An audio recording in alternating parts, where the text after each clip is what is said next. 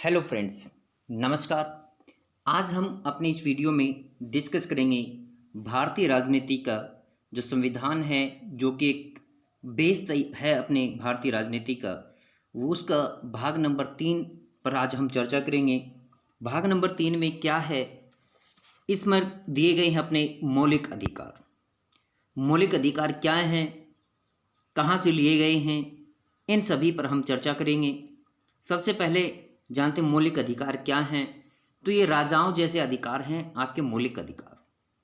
जैसे राजा लोगों के अपने अधिकार होते हैं, उसी प्रकार से एक व्यक्ति को अपनी गरिमा और इन सभी चीज़ों को संचालित करने के लिए मौलिक अधिकार प्रदान किए गए हैं। मौलिक अधिकारों को देखा जाए तो संविधान का मैग्ना कार्टा कहा जाता है। ये विधायिका और कार्यपालिका जो होती है, राजनीति की जो 3 कड़ी हैं, विधायिका, कार्यपालिका और न्यायपालिका, इन सभी पर अंकुश लगाते हैं। यानी एक तरह से देखा जाए तो ये राज्य के खिलाफ व्यक्तियों को कुछ अधिकार दिए गए हैं, वो सभी हैं। उन सब पर हम अब चर्चा करेंगे क्या है। तो देखिए, यदि हम डिस्कस करें, चर्चा करें कि मौलिक अधिकार क्या हैं, तो ये संविधान के भाग नंबर 3 में, संविधान का जो भाग नंबर 3 है, संविधान का भाग 3, इसमें ये भाग नंबर 3 है और इसमें आर्टिकल नंबर आपके 12 से लेकर के 35 तक, 12 से 35 तक आपको क्या मिलेंगे, आपको अधिकारों के बारे में मिलेगा। मौलिक अधिकार क्या हैं, कहाँ से लिए गए हैं, इन सभी को क्या क्या अधिकार प्राप्त हैं, उन सब पर हम चर्चा करेंगे। भाग नंबर 3 12 से 36 अधिकारों का वर्णन है। इनको संवैधानिक अधिकार प्राप्त है। संवैधानिक अधिकार का मतलब क्या होता है कि संविधान इनकी रक्षा करता है। यदि इनका हनन होता है तो ये इनका संरक्षण कौन है, इनका संरक्षण कौन देता है इनको, तो क्योंकि इनको न्यायिक पुनरावलोकन का संरक्षण प्राप्त है, तो अपना जो सुप्रीम कोर्ट है वो इनका संरक्षक है। उनसे इसके नागरिकों की जो है अधिकारों की सुरक्षा की जाती है। किसी नागरिक के मौलिक अधिकारों का हनन होता है तो न्यायालय की शरण ले सकता है वो। यदि हम प्रारंभ की बात करें तो शुरू में भारतीय संविधान में कितने आपके अधिकार दिए गए थे, उन सब पर चर्चा करेंगे। उनसे पहले हम इनके बारे में थोड़ी चर्चा ये करते हैं कि ये हैं क्या, कहाँ से लिए गए हैं, कब से इनकी शुरुआत हुई, उस पर चर्चा कर लेते हैं। मौलिक अधिकार, मौलिक अधिकारों को इंग्लिश में बोलते हैं फंडामेंटल राइट्स। फंडामेंटल राइट्स हैं ये। फंडामेंटल राइट्स वो राइट्स होते हैं जो मानव को अपना अस्तित्व बनाए रखने के लिए, मानव को समाज में रहने के लिए, अपना विकास करने के लिए, एक मर्यादित जीवन जीने के लिए जो मूलभूत अधिकार चाहिए, उन्हीं को फंडामेंटल राइट्स या मौलिक अधिकार बोला जाता है। मौलिक अधिकारी को हमने कहाँ से लिया?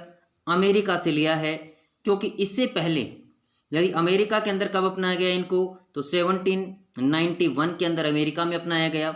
इससे पहले 2 वर्ष पहले 1789 के दौरान फ्रांस के अंदर इनसे जो क्रांति हुई थी लुई 16 के दौरान, उस समय नागरिकों के घोषणा पत्र नाम से एक घोषणा पत्र जारी किया गया था। इससे 100 वर्ष पहले ब्रिटेन के अंदर इनका आधिकारिक रूप से घोषणा की गई थी। 1689 के अंदर ब्रिटेन से ये महाअधिकार पत्र था। और यदि सही तरीके से इसको मैग्ना कार्टा की बात करें तो मैग्ना कार्टा 12 जून 2015 को ये महाअधिकार पत्र राजा जॉन के द्वारा ब्रिटेन के नागरिकों को प्रदान किया गया था। ये आपका उस घोषणा पत्र का ये यहाँ पर एक चित्र भी लगाया गया है, एक फोटो लगाया गया है। तो इससे क्या फ़ायदा है लोगों को, क्या इससे फ़ायदा होता है? तो देखिए, इसको लेने का उद्देश्य क्या था? लोगों को जो मानसिक, बौद्धिक, शारीरिक, सामाजिक और धार्मिक जो संतुलन को बनाए रखना, ये लोगों के लिए ज़रूरी था, जिसके लिए इन अधिकारों का होना बहुत ज़रूरी था। वहीं पर यदि हम संविधान के भाग नंबर 3 की बात करें तो इसको संविधान का मैग्ना कार्टा कहा जाता है। और ये मैग्ना कार्टा क्या है, इस पर भी हम चर्चा करेंगे कि मैग्ना कार्टा किसे कहते हैं। ये मैग्ना कार्टा एक अधिकार पत्र था जो नागरिकों को दिया गया था ब्रिटेन के अंदर। कब दिया गया था इसको? 12 जून 2015 को दिया गया था। इससे संबंधित और कौन कौन से मैग्ना कार्टा हैं, यानी शिक्षा के अंदर कौन सा मैग्ना कार्टा है, और वहीं पर देखें तो आपके जो देसी रियासतें थी उनसे संबंधित कौन सा मैग्ना कार्टा था, उन सब पर भी हम चर्चा कर लेते हैं, देख लेते हैं एक एक करके इनको। तो उन सब पर भी चर्चा करते हैं। देखिए मैग्ना कार्टा क्या है, इस पर यदि हम चर्चा करें, अंग्रेजी में भारत के अंदर, हम भारत के संदर्भ में बात करेंगे, भारत में अंग्रेजी शिक्षा का मैग्ना कार्टा किसे कहते हैं, तो ये है लॉर्ड मैकाले साहब। इनके दौरान भारत के अंदर 1835 के अंदर 1835 के अंदर ये घोषणा पत्र आया था और इसमें क्या कहा गया था, भारतीय शिक्षा के अंदर अंग्रेजी शिक्षा को लागू किया गया था, इसलिए इसको मैग्ना कार्टा बोला जाता है, लॉर्ड मैकाले इसके समय में। यहीं पर यदि बात करें भारतीय शिक्षा का मैग्ना कार्टा किसे कहा जाता है, ये अंग्रेजी शिक्षा का था, अब भारतीय शिक्षा का मैग्ना कार्टा, इसको वुड डिस्पैच का मैग्ना कार्टा कहा जाता है। जो 1854 के अंदर आया था वुड डिस्पैच, उसको भारतीय शिक्षा का मैग्ना कार्टा कहा जाता है। यहीं से आपके जो विश्वविद्यालय की शुरुआत हैं वो शुरुआत होती हैं वुड डिस्पैच से। तो ये मैग्ना कार्टा से संबंधित कुछ पॉइंट्स थे जो आपको जानने चाहिए। अब हम जान लेते हैं कि भारतीय संविधान के अंदर कुल कितने अधिकार दिए गए हैं, मौलिक अधिकार प्रदान किए गए हैं नागरिकों को। यहाँ पर बात करें हम तो प्रारंभ में भारतीय जो संविधान था उसमें 7 प्रकार के अधिकारों का प्रावधान किया गया था। अब यहाँ पर केवल 6 अधिकार दिए गए हैं। 7वां अधिकार क्या था उसके बारे में भी हम चर्चा करेंगे। तो यहाँ पर हमारे मौलिक अधिकार कितने हैं, अब 6 हैं, लेकिन पहले ये 7 हुआ करते थे। 7वां जो अधिकार था अपना, जो संपत्ति का अधिकार, ये 44वें संविधान संशोधन जो कि 1978 के अंदर हुआ था। 1978 के अंदर 44वां संविधान संशोधन हुआ और उसके तहत यहाँ से जो संपत्ति का अधिकार था उस अधिकार को निरस्त कर दिया गया। निरस्त का मतलब होता है कैंसिल कर दिया गया था। ठीक है, तो अब हमें समता का अधिकार, स्वतंत्रता का अधिकार, शोषण के विरुद्ध अधिकार, धार्मिक स्वतंत्रता का मौलिक अधिकार प्राप्त है, शिक्षा और संस्कृति का मौलिक अधिकार प्राप्त है। वहीं पर जो 6ठा है आपका संवैधानिक उपचारों का मौलिक अधिकार। ये सभी अधिकार हमें राज्य के विरुद्ध प्राप्त हैं। राज्य के विरुद्ध का मतलब अब आपको समझ में आएगा, राज्य क्या कहे, राज्य जैसे हरियाणा, पंजाब, ये राज्य नहीं। राज्य बोला जाता है पॉलिटिकल के अंदर देश को, कंट्री को राज्य बोला जाता है, उसके खिलाफ। इसका मतलब ये हुआ कि राज्य ऐसा कोई कानून नहीं बना सकता, देश ऐसा कोई कानून नहीं बना सकता जिससे नागरिकों के मौलिक अधिकारों का हनन हो सके। यदि ऐसा होता है तो वो संविधान के अनुच्छेद आर्टिकल नंबर 32 के तहत, और राज्य के अंदर होता है तो यानी सुप्रीम कोर्ट में संविधान 32 के आर्टिकल नंबर 32 के तहत, और हाई कोर्ट के अंदर आप आर्टिकल नंबर 126 के तहत याचिका दायर कर सकते हैं। 226 के तहत याचिका दायर कर सकते हैं। वहाँ पर 226 है हाई कोर्ट के अंदर, सुप्रीम कोर्ट के अंदर आपका आर्टिकल नंबर 32 के तहत आप याचिका दायर कर सकते हैं। तो अब हम देख लेते हैं आगे इन अधिकारों से संबंधित और क्या क्या अधिकारों से संबंधित अनुच्छेद कौन कौन से हैं। तो उनसे यदि हम अनुच्छेद नंबर 12 की बात करें, ये अनुच्छेद आपको यदि बुक से पढ़ते हैं तो वहाँ पर आपको इनसे संबंधित ये नहीं मिलेंगे, क्योंकि वहाँ पर हमारे कहाँ से शुरू होते हैं, आर्टिकल नंबर 14 से शुरू होते हैं। यहाँ पर आर्टिकल नंबर 12 में क्या दिया गया है, राज्य की परिभाषा दी गई है। यानी राज्य किसे कहते हैं, राज्य वो सभी इकाइयाँ राज्य कहलाती हैं, वो सभी संस्थाएं राज्य कहलाती हैं पॉलिटिकल के अंदर, जिनको कानून संबंधी या जिनको अपने यहाँ किसी को हायर करने की अनुमति होती है। तो ऐसे में क्या आप सुप्रीम कोर्ट को राज्य बोलेंगे? नहीं, सुप्रीम कोर्ट का जो चीफ जस्टिस है आप उसको राज्य बोल सकते हैं। राष्ट्रपति राज्य होता है क्योंकि इनको विभिन्न प्रकार के पदाधिकारियों की नियुक्ति करने का अधिकार होता है। आर्टिकल नंबर 13 में क्या बताया गया है, इसमें बताया गया है कि मौलिक अधिकारों के विरुद्ध बनाया गया कोई भी कानून सुप्रीम कोर्ट के द्वारा न्यायिक और पुनरावलोकन के लिए जा सकता है। यानी जस्टिस रिव्यू के तहत यदि उसमें नागरिकों के खिलाफ कुछ है तो वहीं पर जो आपका सुप्रीम कोर्ट है वो उसको शून्य कर सकता है। यानी एक तरह से देखा जाए तो अधिकारों का संरक्षक कौन हो गया, आपका सुप्रीम कोर्ट आपका अधिकारों का संरक्षक हो गया। इससे संबंधित और महत्वपूर्ण बातें क्या है, देखिए समता का अधिकार, ये आर्टिकल नंबर 14, समता का अधिकार कहाँ से कहाँ तक है, आर्टिकल नंबर 14 से लेकर के 18 तक आपको कौन सा अधिकार दिया गया है, समता का अधिकार। समता का मीनिंग होता है इक्विटी। इक्विटी क्या होती है? एक होती है इक्वलिटी और एक होता है इक्विटी। इक्विटी का मतलब ये होता है कि जिसके पास नहीं है उसको बराबर करने के लिए उसको कुछ दिया जाए। जिसके पास कुछ नहीं है उसको बराबर करने के लिए जब उसको कुछ दिया जाता है तो वो इक्विटी कहलाता है। यानी जो समाज के अंदर पहले से वेल टू डू हैं उनके बराबर लाने के लिए जो इन चीज़ों से वंचित हैं उनको कुछ दिया जाए तो इसको बोलते हैं इक्विटी। आर्टिकल नंबर 14 है विधि के समक्ष समता या विधियों के समान संरक्षण का प्रावधान करता है। इसी के तहत जो है जो मुस्लिम महिलाओं को जो 3 तलाक पर न्याय मिला वो इसी आर्टिकल के तहत दिया गया है। क्योंकि भारतीय जो हिंदू समाज या अन्य जो समाज की महिलाएं थी उनको ये अधिकार प्राप्त थे, लेकिन मुस्लिम महिलाओं को ये अधिकार प्राप्त नहीं थे।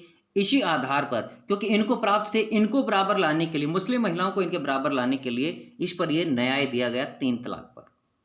वहीं पर आर्टिकल नंबर 15 की बात करें तो कोई भी व्यक्ति जन्म, लिंग, मूल, वंश, जाति, धर्म इन बातों के आधार पर सार्वजनिक स्थानों में जाने से इनको कोई मना नहीं कर सकता। इन पर कोई मना नहीं कर सकता, यानी इन पर सभी को क्या माना जाएगा, इनके साथ किसी भी प्रकार का भेदभाव नहीं किया जा सकता। लेकिन यहाँ पर एक एक्सेप्शनल केस भी दिया गया है। क्या? जैसे कि बसों के अंदर आप देखते हैं ड्राइवर के पीछे की जो सीटें होती वहाँ पर लिखा होता है महिलाओं के लिए आरक्षित सीटें, या आप देखते हैं कि विभिन्न जो आपके स्थानीय स्वशासन है वहाँ पर भी कुछ सीटें आरक्षित की जाती हैं। तो इनका आरक्षण किया जा सकता है यदि ये वंचित वर्ग से आते हैं, वहाँ पर ये प्रावधान दिया गया है आर्टिकल नंबर 15(1) के तहत, 15(a) के तहत। आगे हम देखते हैं ये किसके तहत है, आर्टिकल नंबर 15(c) के तहत, 3 के तहत है। इससे आगे देखते हैं हम आर्टिकल नंबर 15(6) में भी कुछ प्रावधान किया गया है। जैसे कि अभी हाल फिलहाल 2019 के अंदर एक आरक्षण से संबंधित जो मुद्दा चल रहा था, यहाँ पर जो सवर्ण वर्ग के आर्थिक दृष्टि से पिछड़े लोग हैं, यानी कि जो जनरल कैटेगरी के लोग हैं, आर्थिक रूप से पिछड़े हैं, जिनकी इनकम वार्षिक 8 लाख से कम है और जिनके पास 2 एकड़ से जमीन कम है, उनको ये अधिकार दिया गया है 10% का आर्थिक सर्वे, जो पिछड़े वर्ग हैं उनको ये आरक्षण दिया गया है। यहीं पर एक जैसे मंदिर था सबरीमाला मंदिर, इसमें महिलाओं को जाने की अनुमति नहीं थी, ये अनुमति महिलाओं को दी गई है। इसी प्रकार से शनि सिंगणापुर का जो मंदिर था वहाँ पर भी महिलाओं को अधिकार नहीं था, ये अधिकार भी आर्टिकल नंबर 15(6) के तहत दिया गया है, महिलाओं को प्रदान किया गया है। यहीं पर यदि हम आगे चर्चा करें आर्टिकल नंबर 16 पर, तो किसी भी व्यक्ति के साथ जन्म, जाति, स्थान, मूल, वंश, एक बार फिर वही बातें रिपीट हैं, लेकिन यहाँ पर क्या है कि जब इनकी किसी नौकरी के अंदर नियोजन की बात आती है तो वहाँ पर इनके साथ किसी प्रकार का भेदभाव नहीं किया जाएगा, यानी समान पद समान वेतन, ये यहाँ पर दर्शाया गया है। 17 मीन्स खतरा, 17 मीनिंग खतरा, यानी कि अनटचेबिलिटी को गैरकानूनी घोषित किया गया है, अस्पृश्यता का निषेध किया गया है। यहाँ पे अनटचेबिलिटी के बारे में बात करें, अनटचेबिलिटी को यदि हम डिफाइन, वैसे तो हमारे संविधान के अंदर इसकी कहीं पर भी कोई डेफिनेशन नहीं मिलती है, लेकिन बाद में चल करके 1978 के अंदर जो संविधान संशोधन हुआ वहाँ पर इसमें ये बताया गया कि इसके अंदर यदि किसी व्यक्ति को उसके जाति की से पुकारा जाता है या उसको अन्य किसी तरीके से व्यवहार किया जाता है, निम्न जाति का समझा जाता है और उसको किसी ऐसे सार्वजनिक स्थान पर जाने से रोका जाता है, तो इसे अनटचेबिलिटी माना जाएगा। यदि उसको किसी कोई विशेष कार्य जो निम्न वर्ग के लिए पहले थे वैस कार्य के लिए बाध्य किया जाता है तो इनको भी अस्पृश्यता माना जाता था।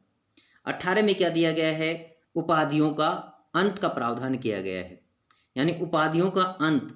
इसके तहत क्या है कि कोई भी भारतीय नागरिक किसी विदेशी देश से, किसी दूसरे देश से या किसी विदेशी संस्था से किसी प्रकार की कोई उपाधि नहीं ले सकता बिना राष्ट्रपति की अनुमति के। ठीक है, जैसे कि पहले राजा महाराजा में महाराज धीराज, जैसे कि आपके गंगई कोंडचोलपुरम, ये महान उपाधियां धारण किया करते थे। आज वो उपाधियां चक्रवर्तन सम्राट, ऐसी उपाधियों का अंत कर दिया गया है। आपने नाइटहुड की उपाधि के बारे में सुना होगा, जो देवेंद्र रविंद्रनाथ टैगोर जी को मिली हुई थी, जो कि जलियांवाला बाग जो हत्याकांड हुआ था उसके विरोध में उन्हें वापस लौटाई थी। केसर ए हिंद की उपाधि आपने जानी होगी। जब प्रथम विश्व युद्ध के दौरान जब महात्मा गांधी जी ने भारतीयों से आह्वान किया था अंग्रेजों का साथ देने के लिए, उनको ये उपाधि दी गई थी। तो ये उपाधियां का अंत कर दिया गया है इसके तहत।